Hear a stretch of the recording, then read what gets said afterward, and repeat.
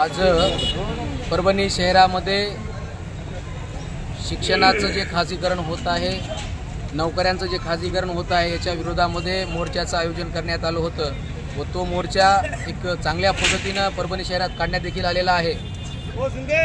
सरकारच्या माध्यमातून जो काही शाळा बंद करण्याचा निर्णय घेतलेला आहे, हा निर्णय अत्यंत चुकीचा असून गोरगरीब जनतेची जी लेकरं आहेत, या गोरगरीब जनतेला शिक्षणापासून वंचित करण्याचा हा निर्णय असल्यामुळे याच्या विरोधामध्ये आम्ही या मोर्चाचं आयोजन केलेलं आहे। ही एक सुरुवात आहे।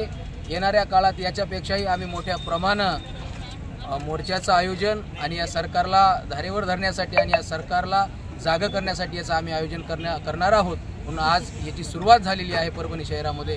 त्याच्यामध्ये अनेक संघटनांचे प्रातिनिधिक स्वरूपामध्ये आज लोक आलेले आहेत, ज्यांच्या माध्यमातून आज आम्ही हा मोर्चा काढलेला आहे।